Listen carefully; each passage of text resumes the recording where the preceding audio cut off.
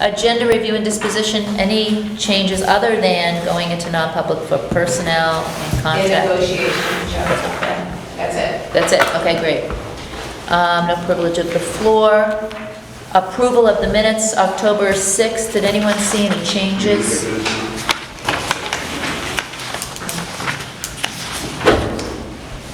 If no changes, do I hear a motion to approve the minutes of October 6th? So moved. Phil, seconded by Roger. All those in favor? Aye. Opposed? Abstaining, maybe because I'm here? Okay, all right, super. We don't have a student report. Principal's report. Yes, two parts. Janice is running off the tentative blockhead fee that will be going home with the grades first quarter, because that takes close. Just keep in mind, we're still making a few changes, but I know you like the last copy. This one will be mailed home with all the latest updates of courses, the sports programs, that everything's been going on in the fall. So I want to keep you abreast of the current enrollment as of November 1st. So new students and re-enrolls, 14 freshmen, 6 sophomores, 6 juniors, 12 seniors, for a total of 38. We're currently at 542 kids in person. Remote has gone down. Some of these kids have come back out of remote, and we've had to put them back into schedules within the high school. So as that goes on, I am seeing more kids come back into a regular course in schools construction. I'm sure Tyler will talk to you about the remote that we've done. But the feedback from the staff has been extremely positive. They feel a lot more comfortable on the preparation that we've put in, not only in the summertime, but in those in-service days. You remember you gave us additional time, which is extremely valuable to the staff as they prepared the kids for the Google Meet and some of the new technology pieces they were putting in. The schedule is working out quite fine, whereas it was a come and go, kind of loosey-goosey. In the springtime, the kids are held accountable to a regular schedule that we do in school. So they're used to period 1 starts at 7:30. That's when they need to check in. Attendance was up a bit today. We've been usually running anywhere between 35 and 40 students, and that includes kids who are quarantined or had symptoms that got to stay home for 10 days. Today's attendance was up around 76 to 78. And that could be due to, again, technology issues. Kids complaining that they forgot to plug their computer in. So they didn't have power for that. A number of, but as I was telling Kyler earlier, we had department meetings, and the only thing on the agenda that I really wanted was I wanted their feedback on how remote, what the concerns was for remote. So I will come back to you next meeting and give you those numbers. I know you like just perusing through. Again, this will be mailed, and I think you'll be kind of impressed with some of the programs. Thank you. Phil, you got 2 of them there? Yes, I do. Can I steal one? Yep. And again, we've included in here pieces of poems from the literary, from some of the clubs we run. The math team is meeting. I'm not going to read to you. But if you look at next page, again, Janice is cleaning some of this up. There's a ton of stuff coming out of the guidance department. You do know the last meeting you were here, we did run the Honor Society. And accommodations to both the Spanish department and the French department They ran that out of the theater, and we social distance. We actually, we ran it with reservations, so we made sure that when people were coming in, they knew where they were seating. So that worked out quite well. And then they had some hors d'oeuvres later on down the cafeteria. So you'll see the write-up of that. I will notice, if you look at the Spanish on it, that picture was taken last year. That's why those kids don't have a mask on. So like little things like that, I had to clean up. If you see the one above, and the one above that, the kids do have a mask on. Quiz bowl, and then the Bobcat Sports will take you through the entire the season that we had this fall. Then you will get a little piece from the theater. We're doing the play Harvey. I recall we did that before. I don't know, it's run so long, but it's a cute play. So we're looking at to run that December 10, 11, and 12. It will have to obviously social distance that piece, and that'll be invitation too. The next page, take a look at the video and film production of what they did. And again, kudos to the advisors and to Lena McLean and the Media Arts program for pulling off homecoming virtually. A lot of it was live, and a lot of it, the kids extremely worked hard. You can see a picture of the kids running the screen. Easy for me because all I gotta do is read off the teleprompter, so it's not too bad. But I don't have to ad lib on that piece to get myself in real trouble. But and there's a piece in there from Katie that we always have, but it's a lot going on for in school being back in here. So my report, Madam Chair. Minutes of the approval, the minutes were approved by Bill and seconded by Roger. Thank you. Barbara? Yeah, just looking through this, the literary magazine's artist of the month, that's pretty fantastic. Yeah, pretty good, huh? Yeah.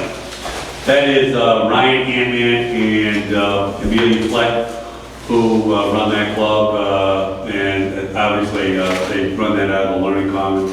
And it's unique, they get. So I haven't completely read to the bottom of this, but is that a painting, and is it in the school somewhere? No, it's not in school somewhere, no, not yet. Pretty good. Okay, great, thank you so much. Oh, sure. Could I ask, Bruce, would you repeat the numbers for the enrollments? Sure. In person, freshman is 147, sophomores are 126, juniors are 129, seniors are 140, for a total of 542, out of a possible 634. And the other numbers that added up to 38, what were those numbers? 14 freshmen, 6 sophomores, 6 juniors, and 12 seniors. Thank you. Okay, and next is our Teaching and Learning Committee. Maureen, if you want to do a summary, and then we'll jump down below in discussion items for approval. Okay. We met on October 20th, and we had a new course proposal. I didn't write that. I don't think I wrote that piece down. Did we actually discuss it? Yep. Oh, good, all I right. had Kyle Reed present them. Oh, yeah, all right. Oh, the drafting design. Yes. Okay. And that, we wanted to take that to the full board to vote on, right? Yes. Okay. This would be a half-credit course, 1 semester, product design technology. Are there any questions about the program? Was everyone here and heard that? Okay. So I guess I need a motion to move Well, that. we'll do that in discussion items. Right Okay. now, we're just doing summary. All right, just a summary, okay. Then Kyla and Bruce gave a proposed administrative structure change The New Hampshire Department of Ed wants the CTE director to have that be their sole responsibility. And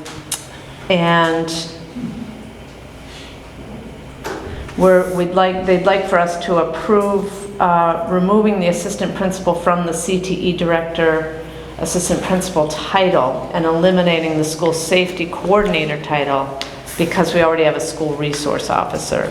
And so then that would be changing that to assistant to the principal.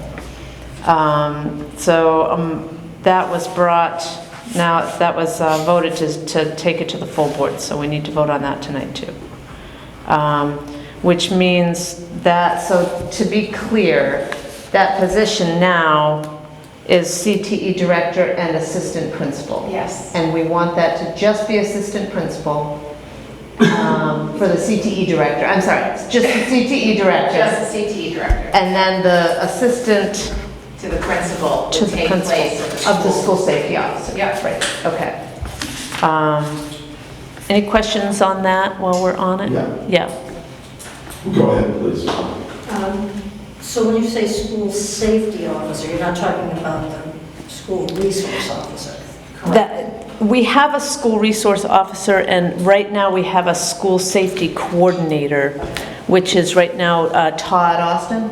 Yeah. And that position, Todd's position, would be then considered assistant to the principal. So we're not gaining or losing anything, we're just renaming. Renaming, yeah, renaming. So I'm clear on that because I put faces to positions.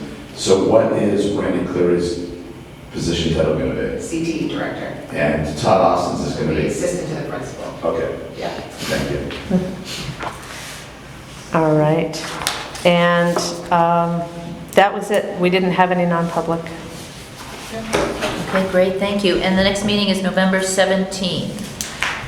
All right, summary of the School Operations Committee. Absolutely. We met on the same evening on October 20th. We had a good discussion on pesticide use on the fields. We're going to keep that in committee conversations until we get some more information.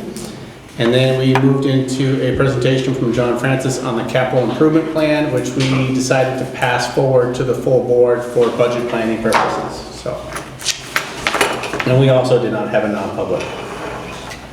Great. Short, sweet, to the point. Great, thank you very much.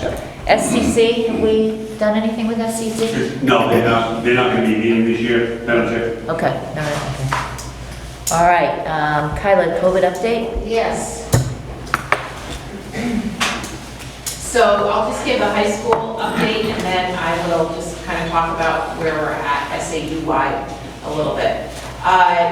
We have had 4 cases total at the high school since September. In the past several weeks, we've had 3 kind of crossover. We had one 2.5 weeks ago, we had one at the end of last week, and then one identified on yesterday morning.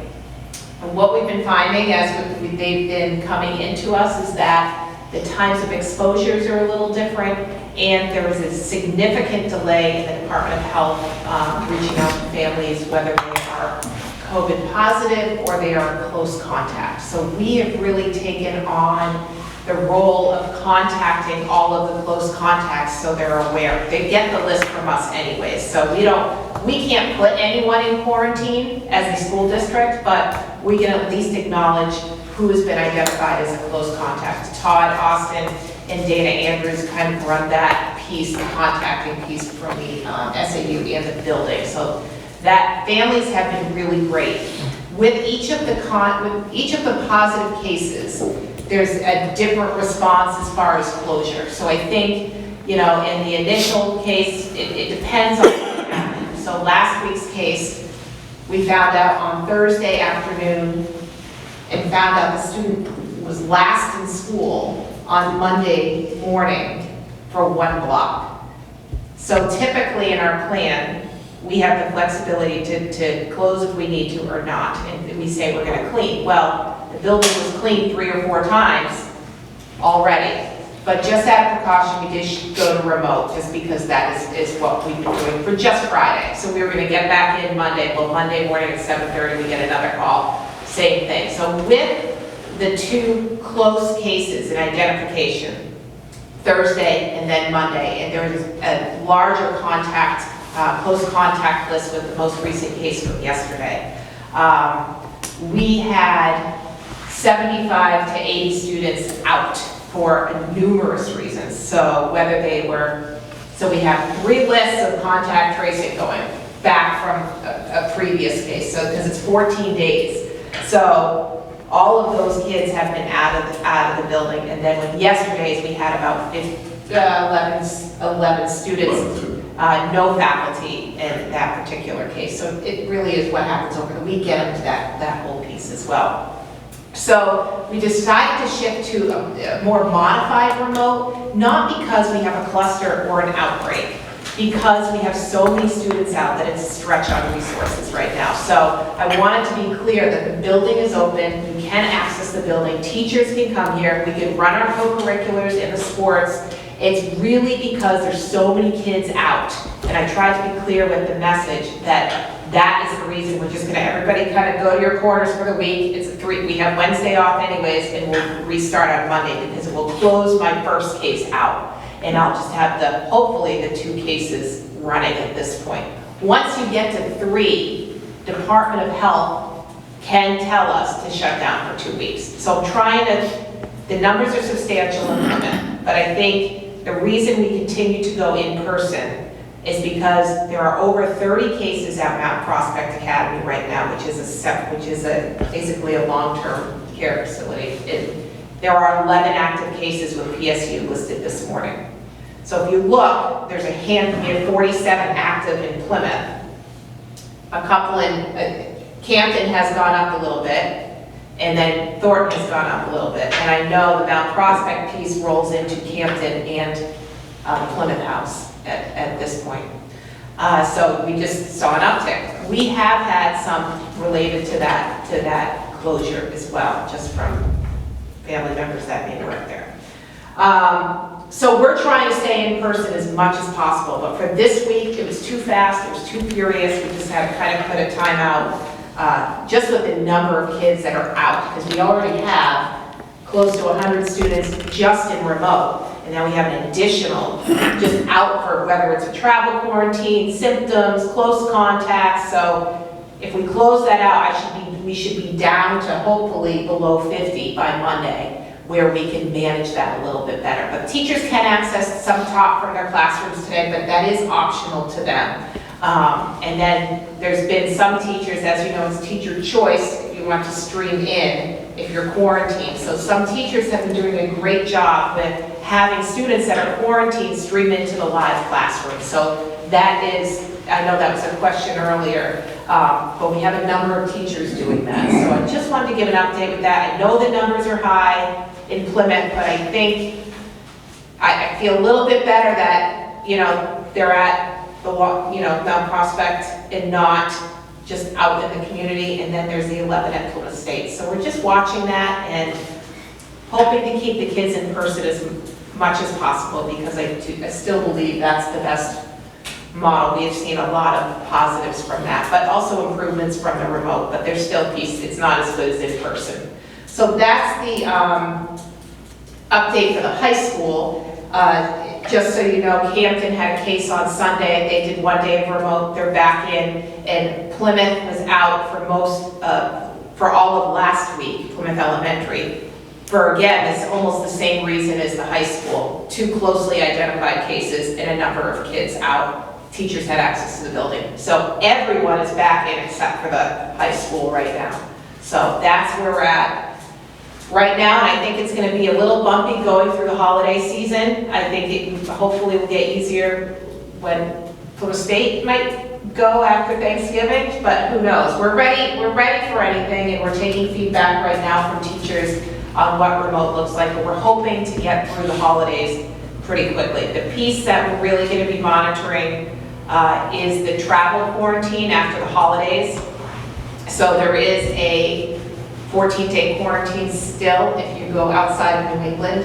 So that's just something that hasn't changed yet. It may change, but we're not going to be policing that for sure. We're just going to ask families that they follow that. But we're not going to be policing that piece either. But it may impact some of our attendance through November and December. That's all I have. Any questions on? What's the state doing relative to attendance? Because some of our funding is based on So it's attendance, so are they relaxing that somewhat? So it's interesting, attendance is kind of a moot point at this, right now, because even if you're remote, it counts as attending. Okay. They're attending, they're just out of the building. So you don't Okay. have to be in the building anymore to count as being in attendance. All of our remote kids are part of attendance. Okay. So the more, unless they homeschool, they're part of our advocacy number and our attendance number. Yeah, Courtney? I'm just curious what the average number of close contacts are absent because of a case. Like, is there an average? So at the high school, it's a little bigger than the elementary school. Well, it depends. Kindergarten, there seems to be more because they just can't stay away from each other. So, for instance, in Plymouth, we quarantined the whole kindergarten class with the teacher for 2 weeks, and so they're teaching online. They're 5-year-olds. I mean, the high school, it depends, interesting, when the case happens. So Monday, yesterday's case, goes through the weekend possibly too, about close contacts, or whenever they had symptoms or the test. So typically around 10 to 15 students are quarantined. So that's basically, Yeah, that's right. It depends on the class that they were in, you know. very few the staff have been pretty good about keeping the distancing. But in one case, we had a couple, but not many. And keep in mind too, the weather has been great, so, you know, the staff really takes advantage of getting outside and taking those mask breaks whenever possible. So the kids have been great in the building, keeping their mask on and doing due diligence that way. And then, you know, so I've had different obviously all kinds of feedback, but I think the biggest piece is that we're not going to do a broad brush closure of SAU 48. And I've been pretty clear about that, about it's going to be specific to the numbers and why the numbers are here. Because you'll hear across the state, we're closing until Civil Rights Day. We're closing, and Thank you. I think people do appreciate that we're going to try to be in. And even if it's bumpy and we're out for a few days and we're back in, it's better than being completely out. So I just wanted to make sure you're still okay with that tactic, I guess. Yeah. Yeah, unless the governor shuts us down, then I have no choice, but that's it as far as the COVID update. No questions? Okay. Unless we have more discussion on the drafting design technology, I will entertain a motion to create this new course. Who might want to do that? I will. Maureen, okay, coming from Maureen, second by Phil. All those in favor? Aye. For the drafting design technology course. Opposed, abstaining. Opposed, abstaining, sorry. All right, great, thank you. And then the administrative structure change, someone wants to make a motion about that to eliminate the shared role, separating the two, being clear, one's one, one's the other. Does someone want to make that So motion? moved. Okay, Phil, you want to make that? And seconded by Bernie? Okay. All those in favor? Aye. Abstaining, opposed, or abstaining? Okay, great, thank you. And capital improvement plan approval, I think everybody's got the chart that was. Yeah, I gave the chart that John handed out, just so all of you have it. I just want to do a quick explanation on this, if you just bring your attention to the left-hand column. So you have the sewage lines estimate, that number may change. John has the folks coming in tomorrow to give us a true number to that piece. Dishwasher is the other piece that we put in there, and then if you jump down to technology, you'll see $165,695, and then the $5,700 770, I believe, is eligible for E-rate. So you budget for the full amount this year, we get 60% return the following. So I just wanted to just clarify that piece. Great. Does anyone have any questions about that? Can you say that again, Kyle? Yeah. 5770? So the two numbers under technology, so networking, the 165,695, and the 5770, the servers, those two added together are eligible for E-rate. So you budget for the whole thing this year, you get 60% return the following. Okay, thank you. Okay? Yes, Sam? So we're just approving in concept this 10-year plan. So obviously we can adjust accordingly as years go by, but this is just kind of the concept of it. Yep. Yeah, there's always moving parts in the CIP. Right, and I don't think that we could lock down a board's decision 10 years from now, obviously. Why, I have a question. Why are we voting on this? What is the purpose of having a 10-year plan that we've approved? So typically it's for budgeting purposes to give some direction in which way to, which direction to go in. So it's the concept. So folks usually ask us for the CIP too, 10 years out, and it's a board approved. It's usually approved every year. And then there's moving parts. So for instance, the sewage lines came in this year because they broke. So that's brand new. So you plan as much as far as helps us give us some direction as far as what to budget for, what you're okay with this year. Okay, so I need a motion from someone to approve the capital improvement plan as written. Second. Okay, great. Tim, seconded by Sam, to approve the capital improvement plan. All those in favor? Aye. Opposed or abstained? Thank you. Other business? Anything to, any other? Board member concerns or questions?